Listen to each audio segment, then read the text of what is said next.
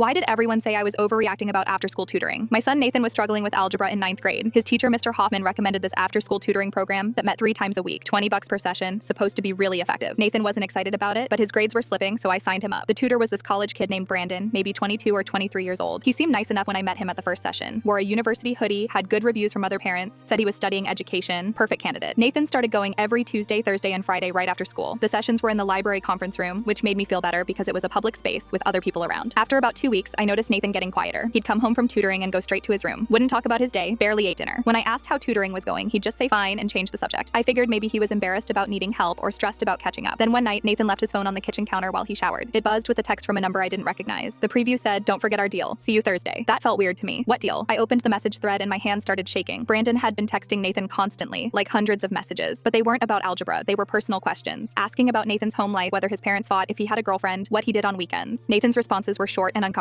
He kept trying to steer conversations back to homework, but Brandon would ignore it and ask more personal stuff. I scrolled further back and found messages that made my stomach drop. Brandon had asked Nathan to delete their text history after every conversation, said it was to keep the phone clean and focused on school. He'd also told Nathan not to mention their talks to anyone because other kids might get jealous of the special attention. That's when I knew something was very wrong. I confronted Nathan when he got out of the shower. He broke down immediately, said Brandon had been making him uncomfortable for weeks but didn't know how to tell me. The tutoring sessions had started normal, working on equations and practice problems. But then Brandon started asking weird questions during their sessions. Personal stuff about Nathan's family, his friends, whether he'd ever been in trouble. Nathan said Brandon would sit really close to him, touch his shoulder when explaining problems, and make comments about how mature Nathan seemed for his age. The worst part was Brandon had told Nathan that if he stopped coming to tutoring, he'd tell the school Nathan was cheating. Said he had screenshots of Nathan looking up answers online, which was completely made up. Nathan was terrified of getting in trouble, so he kept going. I was furious. I immediately called the school principal and told her everything. She tried to calm me down, said Brandon was a trusted tutor who'd been working with students for 2 years. Maybe there was a misunderstanding. My husband thought I was overreacting too. Said boys Nathan's age sometimes misread situations, and maybe Brandon was just trying to be friendly. Even Nathan's teacher, Mr. Hoffman, said Brandon had excellent references and helped dozens of kids improve their grades. Nobody would listen to me. They all acted like I was being a paranoid helicopter mom, so I took matters into my own hands. I called the university where Brandon claimed to be studying education. Guess what? He wasn't enrolled there. Never had been. The hoodie was fake, and so was his entire story. Then I contacted other parents whose kids had been tutored by Brandon. Most hung up on me or said their kids loved him. But one mom, Sarah, called me back an hour later. Her daughter had quit the tutoring program suddenly 2 months ago. When Sarah asked why, her daughter said Brandon made her feel weird but wouldn't give details. Sarah had brushed it off, thinking teenage girls were just dramatic. We compared notes and found 5 other kids who'd quietly dropped out of Brandon's sessions. I gathered all the text messages, called every parent I could find, and went straight to the police. They investigated and found Brandon had been doing this at multiple schools across the county, using fake credentials, getting close to students, collecting personal information. He wasn't a predator in the obvious sense, but he was definitely grooming these kids and testing boundaries. The police arrested him last month. Turns out he had a record from another state for similar behavior but had changed his name. All those parents who said I was overreacting, they apologized. Nathan's in therapy now, learning it wasn't his fault and that adults should never make kids feel uncomfortable. And I learned to trust my gut even when everyone else says I'm wrong.